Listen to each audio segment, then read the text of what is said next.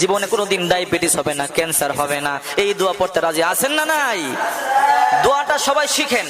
আবু দাউদ শরীফের 1554 নম্বর হাদিস, আল্লাহ রাসূল সাল্লাল্লাহু আলাইহি ওয়াসাল্লাম বলেন, আল্লাহুম্মা ইন্নী আউযু বিকা মিনাল বাসরি ওয়াল জুনুনি ওয়াল জুজামি ওয়া মিন সাইয়্যিল আসকাম। আমি আবারও বলছি, আল্লাহুম্মা ইন্নী আউযু বিকা মিনাল বাসরি ওয়াল জুনুনি ওয়াল জুজামি ওয়া মিন সাইয়্যিল আসকাম। আল্লাহ রাসূল এই দোয়াটা পড়তেন।